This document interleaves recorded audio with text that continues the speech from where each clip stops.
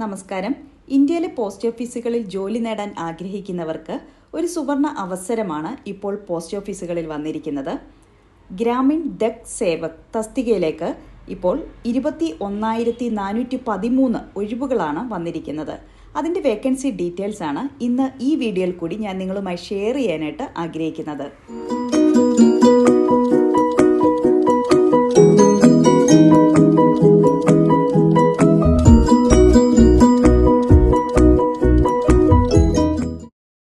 Post ഓഫീസുകളിൽ ജോലി നേടാൻ ആഗ്രഹിക്കുന്നവർക്ക് ഇപ്പോൾ പരീക്ഷ ഒന്നും തന്നെ ഇല്ലാതെ പോസ്റ്റ്മാൻ ആകാനുള്ള ഒരു സുവർണ അവസരമാണ് വന്നിരിക്കുന്നത്. 21,413 ഒഴിവുകളാണ് വന്നിരിക്കുന്നത്. 10ാം ക്ലാസ് യോഗ്യതയുള്ളവർക്ക് ഈ തസ്തികയിലേക്ക് അപേക്ഷിക്കാനായിട്ട് സാധിക്കും. ഓൺലൈൻ വഴിയാണ് നിങ്ങളുടെ അപേക്ഷകൾ സമർപ്പിക്കേണ്ടത്. ഓൾ ഓവർ ഇന്ത്യയിലാണ് ഇതിൻ്റെ വേക്കൻസികൾ വന്നിരിക്കുന്നത്. കേരളത്തിൽ 1385 ഒഴിവുകളാണുള്ളത്. മലയാളം അറിഞ്ഞിരിക്കണം. മലയാളം അറിഞ്ഞിരിക്കുന്നവർക്കാണ് ഈ തസ്തികയിലേക്ക് അപേക്ഷിക്കാനായിട്ട്. കേരളത്തിൽ അപേക്ഷിക്കണമെങ്കിൽ മലയാളം അറിഞ്ഞിരിക്കണം. അപ്പോൾ അതുപോലെ തന്നെ ഹിന്ദി അറിയാവുന്നവർക്ക് നോർത്ത് ഇന്ത്യയിലൊക്കെ അപ്ലൈ ചെയ്യാനായിട്ട് സാധിക്കും. അതാത് പ്രാദേശിക ഭാഷ അറിയുന്നവർക്കാണ് അതാത് പ്രദേശങ്ങളിൽ അപേക്ഷിക്കാനായിട്ട് സാധിക്കുന്നത്. ഇതിൻ്റെ സെലക്ഷൻ പ്രോസസ്സ് വരുന്നത് എക്സാം ഒന്നും തന്നെയില്ല. നിങ്ങളുടെ 10ാം ക്ലാസ്സിൻ്റെ മാർക്കിൻ്റെ അടിസ്ഥാനത്തിലായിരിക്കും സെലക്ഷൻ പ്രോസസ്സ് നടക്കുന്നത്. അതുപോലെ കമ്പ്യൂട്ടർ പരിജ്ഞാനം ഉണ്ടാകണം. സൈക്ലിങ്ങും അറിഞ്ഞിരിക്കണം. മൊത്തത്തിൽ 21,413 ഒഴിവുകളാണുള്ളത്. ജനറൽ 9,735 ഒഴിവുകൾ, OBC 4,164 ഒഴിവുകൾ, SC 2,867 ഒഴിവുകൾ, ST 2,086 ഒഴിവുകൾ, EWS 1,952 ഒഴിവുകൾ. അങ്ങനെ മൊത്തത്തിൽ 21,413 ഒഴിവുകളാണ് വന്നിരിക്കുന്നത്.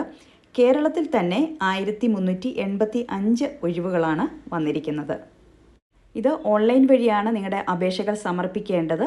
അപേക്ഷ ഫീസായിട്ട് വരുന്നത് ജനറൽ കാൻഡിഡേറ്റ്സിന് 100 രൂപയാണ് അപേക്ഷാ ഫീസ്.